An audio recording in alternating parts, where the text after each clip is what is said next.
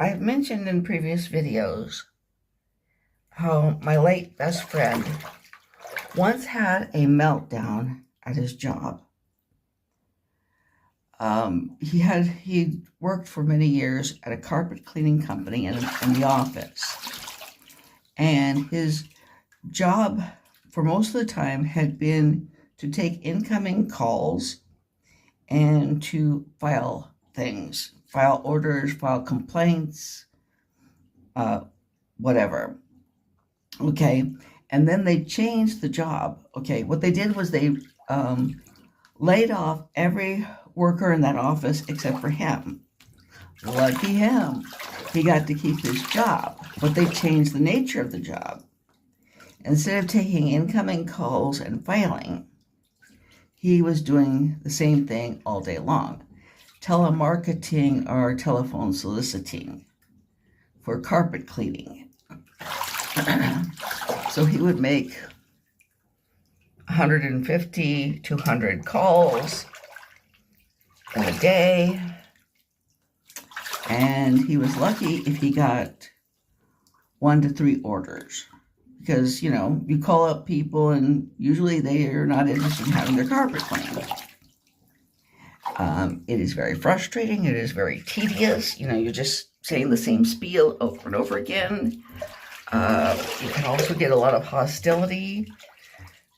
People don't really like those types of calls that much, and they can be rude.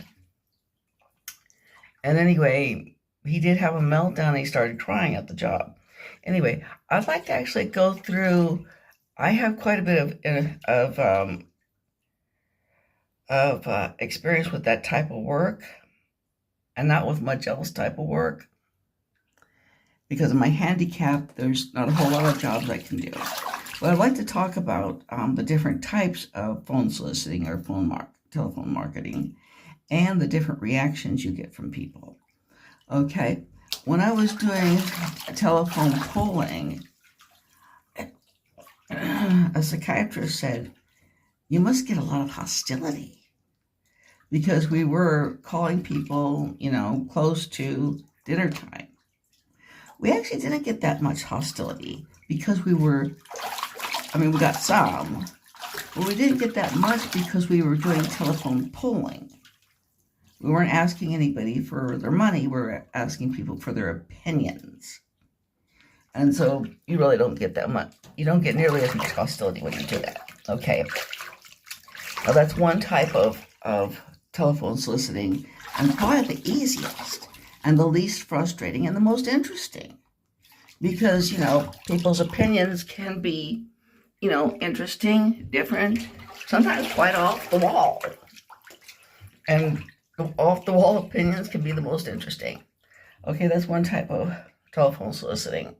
Another type of telephone soliciting that is actually pretty easy, although you can get hostility and it can be very frustrating and tedious, is for credit cards.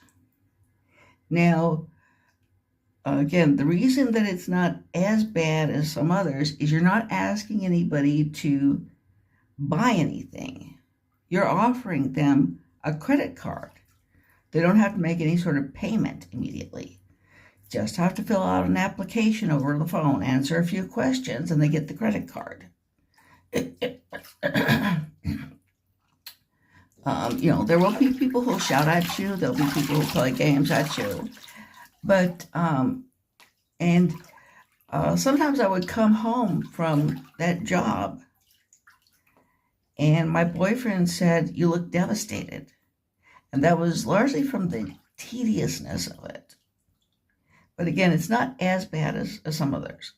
Okay. And then I also worked for a real estate thing where you set up appointments. Again, you're not asking for money. You're setting up appointments for people to attend something and get a real estate pitch. That's really kind of hard to do. But, there's a lot of people, it's basically a free dinner for some people. And they'll go to the thing having no intention of actually getting anything. So a lot of, it's hard, but it's not that hard. Now, what is the worst form of telephone soliciting?